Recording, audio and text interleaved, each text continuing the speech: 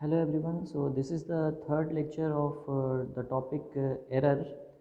अभी पहले दो लेक्चर में हम लोगों ने डिस्कस किया था एरर्स के बारे में, जैसे कि एरर क्या होता है, क्या इम्पोर्टेंस है एरर को डिटरमाइन करने का, एरर को डिटरमाइन करने से कैसे एक्यूरेसी आती है, देन एरर को डिटरमाइन करने के कौन कौन से मेथड्स होते हैं, देन टाइप्स ऑफ एरर्स, उसके बारे में डिस्कस किया था।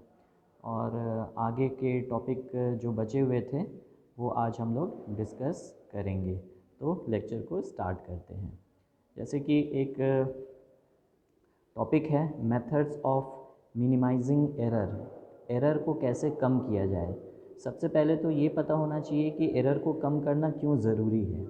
अब जैसे कोई भी काम किया जाता है तो एम यही रहता है कि काम सही से हो, रिज़ल्ट्स एक्यूरेट आए। अब रिज़ल्ट्स एक्यूरेट आए उसके लिए एरर आपका एकदम मिनिमम होना चाहिए, ना के बराबर होना चाहिए। नहीं होगा ऐसा तो पॉसिबल ही नहीं है, पहले डिस्कस किया हुआ है। लेकिन ना के बराबर एरर हो ऐसा कोशिश करना चाहिए। तो उसके लिए हमें ये पता होना चाहिए कि जो एरर आ सकता है तो उस एरर को कैसे हम कम कर सकते हैं। कम करने के क्या क्या मेथड्स हैं वो अपने को पता होना चाहिए। तो उसी के बारे में डिस्कस करते हैं। सो पहला जो मेथड है जिससे हम एरर को मिनिमाइज़ कर सकते हैं, by using proper calibrated instruments, operators and applying corrections. इसका मतलब ये होता है कि जो भी जैसे कोई भी एनालिटिकल मेथड यूज़ हो रहा है तो उसमें इंस्ट्रूमेंट्स यूज़ होते हैं। तो जो भी इंस्ट्रूमेंट्स हैं वो कैलिब्रेटेड होने चाहिए, या फिर जो ऑपरेटर्स यूज़ हो रहे हैं, ग्लासवेयर्स यूज़ हो रहे हैं, वो सारे कैलिब्रेटेड होने चाहिए। अगर कैलिब्रेटेड होंगे तो जो रिज़ल्ट्स आएगा वो हम सही एक्यूरेट रिज़ल्ट्स उससे ले सकते हैं। और उससे अगर सही रिज़ल्ट्स आएंगे तो अपना जो फाइनल रिज़ल्ट होगा वो भी सही होगा, एरर उसमें ना के बराबर होगा। इसलिए ये एक मेथड है कि कैलिब्रेटेड इंस्ट्रूमेंट्स या ग्लासवेयर्स, ऑपरेटर्स को ही यूज़ करना है। और जो भी अब जैसे कैलिब्रेशन जब ऑपरेटर्स का या ग्लासवेयर का किया जाता है तो जो भी एरर आता है उस ग्लासवेयर में उसको करेक्शन के थ्रू हम मिनिमाइज़ कर देते हैं, नलीफाई कर देते हैं। तो उस तरीके से अप्लाइंग करेक्शन करना पड़ेगा, तभी आपको जो एरर है वो फाइनल रिज़ल्ट में नहीं आएगा। तो इस तरीके से हम ये एरर को, फाइनल एरर को मिनिमाइज़ कर सकते हैं। तो इंस्ट्रूमेंट्स अच्छा यूज़ करना है जो कि कैलिब्रेटेड हो, और ग्लासवेयर्स या फिर जो ऑपरेटर्स हैं वो कैलिब्रेटेड होने चाहिए। नेक्स्ट एक और मेथड है bye running control determination. Bye running control determination का मतलब ये होता है कि जैसे कोई भी सैंपल है जिसका एनालिसिस हो रहा है। अब किसी भी सैंपल का एनालिसिस अगर हो रहा है तो वो जिस मेथड से हो रहा है, जिस कंडीशन में हो रहा है, उसको वैसे ही होने देना है। साथ में उसके एक उसी सैंपल का स्टैंडर्ड प्योर ड्रग या प्योर कंपाउंड लेना है और सेम मेथड से सेम कंडीशन में एनालिसिस करना है। और दोनों के बीच को कंपेयर करेंगे कि अगर इतनी वैल्यू आ रही है स्टैंडर्ड में तो स्टैंडर्ड का कंसंट्रेशन इतना है, तो टेस्ट में इतनी वैल्यू आ रही है तो टेस्ट का कंसंट्रेशन कितना होना चाहिए। तो इस तरीके से हम सैंपल और स्टैंडर्ड के बीच में कंपेयर करके सैंपल की रीडिंग ले सकते हैं। तो उस तरीके से जो एरर है वो हम मिनिमाइज़ कर पाते हैं। तो इसी को बोला जाता है बाय रनिंग कंट्रोल डिटर्मिनेशन। उसके बाद एक मेथड है बाय रनिंग ब्लैंक डिटर्मिनेशन। अब ये ब्लैंक डिटर्मिनेशन का मतलब ये होता है कि जैसे कोई भी एनालिसिस हो रहा है, कोई भी मेथड को कोई भी मेथड हम अप्लाई कर रहे हैं किसी भी एनालिसिस में, तो उसमें सैंपल का एनालिसिस हो रहा है तो सैंपल तो यूज़ होगा, लेकिन साथ में हमें तो सैंपल जब यूज़ करेंगे तो जो रीडिंग आएगी वो सैंपल की रीडिंग आएगी। साथ में हमें एक और रीडिंग लेना है जिसमें सारा कुछ मेथड वैसे का वैसा ही रहेगा, बट यहाँ पे सैंपल मिसिंग रहेगा, जिसको हम ब्लैंक रीडिंग बोलते हैं। तो इससे हमें ये पता चल जाएगा कि सैंपल की जो रीडिंग है वो तो अपने को आ रही है, लेकिन सैंपल के अलावा तो कोई रीडिंग उस फाइनल रीडिंग में नहीं दिख रहा है। मतलब कोई जैसे कि अब सैंपल के साथ बहुत सारे रिएजेंट्स यूज़ होते हैं, अब बहुत सारे केमिकल्स यूज़ होते हैं, सॉल्वेंट्स यूज़ होते हैं, तो उनकी वजह से तो कोई रीडिंग, फाइनल रीडिंग में कोई कंट्रीब्यूशन तो नहीं हो रहा है, तो ये भी इसमें पता चलता है। तो क्या है, अब ब्लैंक डिटर्मिनेशन में हम क्या करते हैं कि पूरे रिएजेंट्स, केमिकल्स, सॉल्वेंट्स जो भी यूज़ हो रहे हैं वो सारा का सारा हम वैसे के वैसे ही मेथड जैसा है वैसे का वैसे ही फॉलो करते हैं, बट वहाँ पर सैंपल नहीं रहता है। तो सैंपल नहीं रहेगा तो यहाँ पे जो भी रीडिंग आएगी वो उस रिएजेंट्स वगैरह की वजह से आएगी, तो वो हम जो सैंपल के साथ रीडिंग ले रहे हैं उसमें उसको हम माइनस कर देंगे। तो अपने को जो भी रीडिंग माइनस करने के बाद आएगा वो सिर्फ सैंपल की वजह से आएगा। तो यहाँ पे error due to interference by solvent और केमिकल जो है वो हम यहाँ पर हटा सकते हैं उस एरर को। तो इसी को बोलते हैं बाय रनिंग ब्लैंक डिटर्मिनेशन। उसके बाद एक और मेथड है by comparing results of independent methods. अब इसमें जैसे कोई भी एनालिसिस करना है, जैसे कि सपोज़ HCl का आप स्टैंडर्डाइजेशन कर रहे हो, तो HCl का स्टैंडर्डाइजेशन जब किया जा रहा है तो वो हम NaOH से भी कर सकते हैं, तो ये एक मेथड हो गया। दूसरा एक सिल्वर क्लोराइड मेथड से भी कर सकते हैं, प्रेसिपिटेशन टाइट्रेशन से, तो ये दूसरा मेथड हो गया। काम एक ही है, स्टैंडर्डाइजेशन ऑफ HCl, बट दो अलग अलग मेथड से किया जा रहा है। तो यहाँ इंडिपेंडेंट मेथड से करना है और फिर दोनों के रिजल्ट को कंपेयर करना है, तो उससे भी एरर को मिनिमाइज़ किया जा सकता है। सिर्फ एक ही मेथड को अप्लाई नहीं करना है, यहाँ पे सेम काम के लिए दो मेथड को अप्लाई करना है, दो से ज़्यादा मेथड भी कर सकते हैं और फिर उनके रिजल्ट्स को कंपेयर करना है। तो इससे हमें ये पता चलता है कि अगर डिफरेंसेस नहीं आ रहे हैं मतलब एरर नहीं है, और अगर डिफरेंसेस आ रहे हैं तो एरर है, तो वो हम मिनिमाइज़ कर सकते हैं। उसके बाद एक मेथड है बाय यूजिंग स्टैंडर्ड एडिशन। अब ये स्टैंडर्ड एडिशन का मतलब ये होता है कि सपोज़ एक सैंपल है, उस सैंपल का एनालिसिस आप कर रहे हो। अब सैंपल का एनालिसिस कर रहे हैं तो सैंपल को लेके एनालिसिस हो रहा है। अब यहाँ पे सैंपल के साथ एक बार फिर से एनालिसिस किया जाएगा, same method, same experimental condition, but यहाँ पर सैंपल के साथ उसी का स्टैंडर्ड जो होगा, उसी ड्रग का, उसी केमिकल का जो स्टैंडर्ड होगा उसको हम उसमें ऐड करेंगे, और ऐड करने के बाद फिर एनालिसिस करेंगे। तो अपने को दो रीडिंग मिलेगी, एक है विथ सैंपल ओनली, एक है सैंपल प्लस स्टैंडर्ड।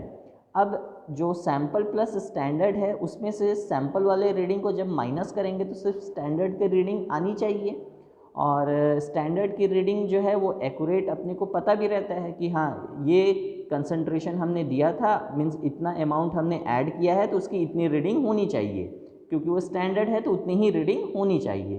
तो जब माइनस किया जाएगा कि सैंपल और स्टैंडर्ड में से सिर्फ सैंपल को माइनस करेंगे तो स्टैंडर्ड की जितनी वैल्यू आनी चाहिए उतनी आ रही है या नहीं आ रही है। अगर नहीं आ रही है मतलब जो मेथड है उसमें एरर है। तो इस तरीके से हम एरर को फाइंड आउट कर सकते हैं और उसको मिनिमाइज कर सकते हैं। उसी तरीके से एक और मेथड है बाय यूजिंग इंटरनल स्टैंडर्ड। अब यहाँ पे क्या है, स्टैंडर्ड तो यूज़ हो रहा है, जैसे पहले वाले केस में क्या था, एक सैंपल वाले के साथ एनालिसिस किया और फिर सैंपल प्लस स्टैंडर्ड के साथ किया और फिर माइनस किया, ऐसा था। बट यहाँ पर क्या किया जाएगा, यहाँ पे एक सैंपल लिया जाएगा, उसके अलग अलग कंसंट्रेशन के सॉल्यूशंस बनाए जाएंगे और उसके सब में एक नोन कंसंट्रेशन ऑफ स्टैंडर्ड को ऐड किया जाएगा। तो सैंपल प्लस स्टैंडर्ड सब में रहेंगे, ये एक कंडीशन हो गया। उसके साथ एक ग्राफ बनाना है। उसके बाद एक दूसरा कंडीशन होगा जिसमें अननोन कंसंट्रेशन ऑफ सैंपल होगा plus known concentration of standard, और उसके साथ एक रीडिंग आएगी और फिर ग्राफ बनेगा और फिर दोनों को कंपेयर किया जाएगा, और उस तरीके से जो अननोन कंसंट्रेशन है सैंपल का वो फाइंड आउट किया जाता है। तो इस तरीके से अलग अलग मेथड्स हैं जिसके थ्रू जो एरर्स है उसको मिनिमाइज़ किया जाता है। तो और डिटेल में जब अलग अलग मेथड्स हम लोग पढ़ेंगे तो इसको और डिटेल में देखा जाएगा। तो ये सारे मेथड्स थे जिसके थ्रू एरर को मिनिमाइज़ किया जाता है। नेक्स्ट एक टर्म है एक्यूरेसी। एक्यूरेसी का मतलब क्या होता है? एक्यूरेसी का मतलब होता है closeness of results between measured value and true value. True value मतलब जितनी वैल्यू आनी चाहिए, जो एक्यूरेट वैल्यू है उसको हम ट्रू वैल्यू बोलते हैं या स्टैंडर्ड वैल्यू भी बोलते हैं। तो इतनी वैल्यू आनी चाहिए उसको ट्रू वैल्यू बोल दिया, और जितनी वैल्यू आ रही है उसको मेजर्ड वैल्यू बोलते हैं। तो ये जितनी आ रही है और जितनी आनी चाहिए, दोनों के बीच में जितना क्लोजनेस होगा, आपका रिज़ल्ट जो है वो उतना ही एक्यूरेट है। तो अगर जितनी वैल्यू आनी चाहिए वैल्यू उतनी ही आ रही है, मतलब हम बोल सकते हैं कि हाँ ये एक्यूरेट रिज़ल्ट आया है। अलग तरीके से इसको बोला जाए तो ये भी है करेक्टनेस ऑफ मेज़रमेंट। सही बात है कि जो भी मेज़रमेंट हो रहा है अगर वो जितना करेक्ट है उसी को एक्यूरेसी बोला जाता है। और जितना ही मेथड या रिज़ल्ट जो है वो जितना एक्यूरेट होगा, एरर उसमें उतना ही कम होगा। अगर एरर कम है मतलब रिज़ल्ट एकदम सही आएगा, मतलब एक्यूरेट आएगा, जितना आना चाहिए उतना ही आएगा। तो जो एक्यूरेसी है और एरर है ये दोनों एक दूसरे के इन्वर्सली प्रोपोर्शनल होते हैं। ये अंडरस्टूड है कि एरर जितना ज़्यादा होगा रिज़ल्ट आपका उतना ही कम एक्यूरेट होगा, और एरर जितना कम होगा रिज़ल्ट जो है उतना ज़्यादा एक्यूरेट होगा। अब इस एक्यूरेसी को डिटरमाइन करने के लिए दो मेथड्स होते हैं, ये हम लोगों ने डिस्कस भी किया हुआ है पहले, एब्सोल्यूट मेथड और कंपैरेटिव मेथड। अब ये एब्सोल्यूट मेथड में क्या बताया गया था, ये बताया गया था कि जैसे किसी सैंपल का एनालिसिस हो रहा है, उससे पहले आपको उस सैंपल का प्योर ड्रग लेना है, और प्योर ड्रग लेने के बाद same standard condition, experimental condition जो है उसको फॉलो करते हुए पहले तो वो प्योर ड्रग सिंथेसाइज करना है। तो जो भी सैंपल है उसमें जो भी ड्रग है या कंपाउंड है उसको सिंथेसाइज करना है एकदम प्योर फॉर्म में। सिंथेसाइज करने के बाद फिर उसका एनालिसिस, जिस मेथड को अप्लाई कर रहे हैं हम सैंपल के लिए, उसी मेथड को अप्लाई करके हम उस सिंथेसाइज्ड प्योर ड्रग का एनालिसिस करेंगे और रीडिंग निकालेंगे। तो जो रीडिंग आएगी उसको स्टैंडर्ड वैल्यू मान लिया जाएगा। उसके बाद सैंपल लेंगे, सैंपल का एनालिसिस किया जाएगा, और उसके बाद वो ऑब्जर्व्ड वैल्यू आएगी, और फिर स्टैंडर्ड वैल्यू से ऑब्जर्व्ड वैल्यू को माइनस करेंगे तो आपको वो पता चल जाएगा कि एक्यूरेसी, अगर दोनों में डिफरेंस नहीं है मतलब आप मेथड जो है वो एक्यूरेट है, और अगर डिफरेंस आ रहा है मतलब मेथड एक्यूरेट नहीं है। तो ये एब्सोल्यूट मेथड था।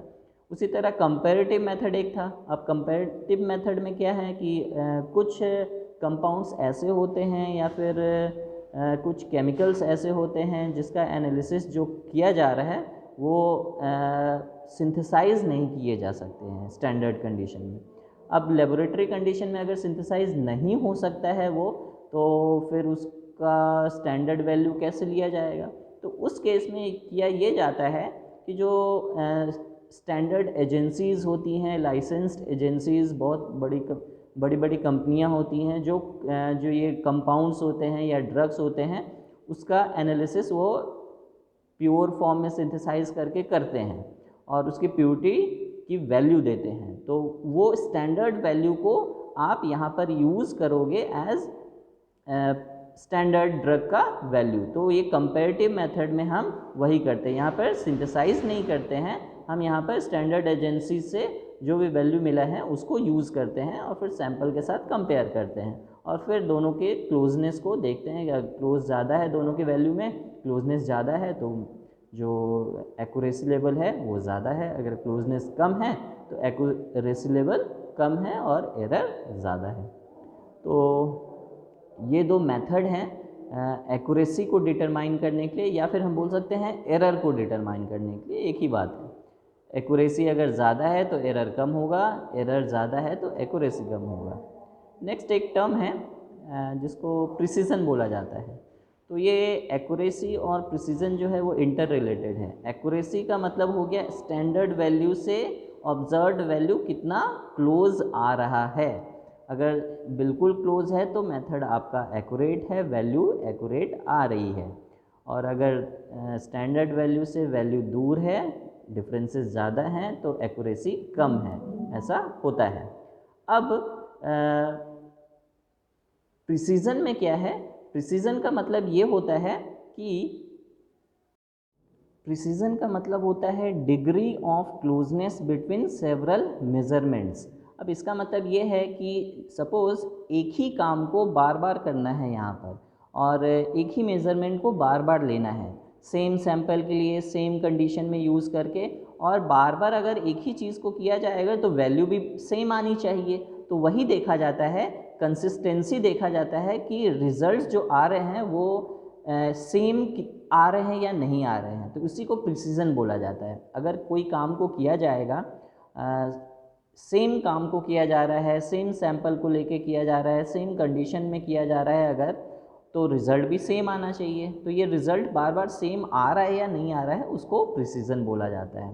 तो प्रिसीजन को उसीलिए बोला जाता है consistency in closeness of results. जो रिजल्ट्स आ रहे हैं वो क्लोज जो आ रहे हैं वो बार बार वैसे ही आ रहे हैं या नहीं आ रहे हैं। तो एक ही काम को बार बार करना है और रिजल्ट्स आपको सेम आना चाहिए, तो हम बोलेंगे कि मेथड मेरा प्रिसाइज्ड है, और रिजल्ट्स जो आ रहे हैं वो प्रिसाइज्ड रिजल्ट्स आ रहे हैं। तो प्रिसीजन और एक्यूरेसी जो होता है वो एक दूसरे से कोरिलेटेड भी रहता है। मेथड आपका एक्यूरेसी जो होता है वो क्या बताता है, करेक्टनेस ऑफ मेज़रमेंट, कि मेज़रमेंट जो आ रहा है वो करेक्ट है या नहीं है, वो एक्यूरेसी बताता है। कि अगर ऑब्जर्व्ड वैल्यू और स्टैंडर्ड वैल्यू अगर सेम है या क्लोज हैं तो उसको एक्यूरेट बोल देंगे। तो एक्यूरेसी जो है वो करेक्टनेस ऑफ मेज़रमेंट बताता है। और प्रिसीजन क्या बताता है, रिप्रोड्यूसिबिलिटी। अब रिप्रोड्यूसिबिलिटी मतलब कि वो जो करेक्टनेस जो आ रही है मेज़रमेंट में वो बार बार वही आ रही है या नहीं आ रही है, तो प्रिसीजन वो बताता है। अब इसके एग्जांपल देख लेते हैं। अब जैसे यहाँ पे देखिए, सपोज़ दो एनालिस्ट थे, एक एनालिस्ट ए और एक एनालिस्ट बी। अब एनालिस्ट ए ने एक काम किया और उसका ये वैल्यू आया, ये जो ऐसे क्रॉस करके दिया हुआ है ये वैल्यूज़ ऑब्जर्व्ड वैल्यूज़ हो गए। अब एनालिस्ट बी ने जो काम किया वो ये वैल्यू आ रहा है। यहाँ पे देखिए एनालिस्ट ए ने जो काम किया वो वैल्यूज़ कुछ इधर हैं और कुछ इधर हैं, और ये करेक्ट वैल्यू है। तो जो ऑब्जर्व्ड वैल्यू है वो करेक्ट वैल्यू से ज़्यादा दूर नहीं है। तो हम ये बोल सकते हैं कि यहाँ पर जो वैल्यूज़ हैं वो ऑलमोस्ट एक्यूरेट है। बट यहाँ पे एनालिस्ट बी में देखिए, यहाँ पे करेक्ट वैल्यू ये है, बट ऑब्जर्व्ड वैल्यू जो आ रहे हैं वो सारे के सारे करेक्ट वैल्यू से बहुत दूर हैं। तो हम ये बोल सकते हैं कि एनालिस्ट बी जो है उनका जो रिज़ल्ट आया है वो उतना एक्यूरेट नहीं है, ये हम बोल सकते हैं। बट एनालिस्ट ए में देखो, यहाँ जो वैल्यूज़ आया है, यहाँ पे जो ऑब्जर्व्ड वैल्यूज़ आए हैं, दो वैल्यू इधर हैं दो इधर हैं, और इन चारों के बीच में क्लोजनेस नहीं है। मतलब बार बार जैसे 4 बार यहाँ किया गया है और 4 बार सेम मेथड को किया गया है, तो 4 बार ऑब्जर्व्ड वैल्यू आया और चारों सेम नहीं आया है, बहुत वेरिएशन है इन चारों के बीच में। तो ये प्रिसाइज्ड रिज़ल्ट नहीं है हम बोलेंगे। मतलब एक ही काम को बार बार किया गया तो एक ही रिज़ल्ट आना चाहिए था, लेकिन एक ही रिज़ल्ट नहीं आ रहा है, दो वैल्यू इधर है दो इधर है और बहुत डिफरेंस है दोनों के बीच में। तो इसीलिए हम बोलेंगे कि ये प्रिसाइज्ड रिज़ल्ट नहीं है। वहीं एनालिस्ट बी में जो वैल्यूज़ आए हैं, देखिए ये चारों के चारों ऑलमोस्ट सेम वैल्यू हैं, एक दूसरे से काफ़ी पास हैं ये। तो इससे हम ये बोल सकते हैं कि ये एक्यूरेट तो नहीं था क्योंकि करेक्ट वैल्यू से बहुत ही दूर था, बट ये प्रिसाइज्ड वैल्यू हैं, ये चारों के चारों ऑलमोस्ट सेम हैं, एक दूसरे से काफ़ी क्लोज हैं। तो ये प्रिसाइज्ड हैं बट एक्यूरेट नहीं हैं। तो प्रिसीजन क्या होता है और एक्यूरेसी क्या होता है, इससे भी पता एग्जैक्ट क्लियर चल गया कि देखिए ये प्रिसाइज्ड तो हैं बट ये एक्यूरेट नहीं है। बट यहाँ पर एक्यूरेसी है, उतनी भी नहीं है, but as compare to analyst B यहाँ पर एक्यूरेसी है, बट ये प्रिसाइज्ड नहीं है क्योंकि चारों के चारों वैल्यू में बहुत वेरिएशन है। तो इसी को एक्यूरेसी और प्रिसीजन कहा जाता है। नेक्स्ट है प्रिसीजन जो होता है वो 3 तरीके से किया जाता है। जैसे कि पहला है रिपीटेबिलिटी। रिपीटेबिलिटी में क्या किया जाता है कि एक ही काम को, एक ही एनालिसिस को बार बार करना है सेम कंडीशन में और सेम डे पे। मतलब एक ही दिन उसी काम को बार बार करना है, जैसे कि अभी किया, फिर 15 मिनट बाद किया, फिर आधे घंटे बाद किया, फिर 1 घंटे बाद किया, बट सेम डे पे करना है। तो उससे जो वैल्यूज़ आएंगी वो सारी सेम ऑलमोस्ट आनी चाहिए, इसी को रिपीटेबिलिटी बोलते हैं। एक और है, इस तरीके से भी प्रिसीजन होता है, जैसे कि इंटरमीडिएट प्रिसीजन इसको बोला जाता है। इसमें क्या किया जाता है कि एक एनालिसिस को करना तो है लेकिन अलग अलग दिन में करना है, जैसे कि आज एक बार किया, कल एक बार किया, और यहाँ पे जैसे सपोज़ आज एक एनालिस्ट ने किया, कल कोई दूसरा एनालिस्ट करेगा, सेम काम सेम मेथड, बट एनालिस्ट यहाँ पर चेंज होगा।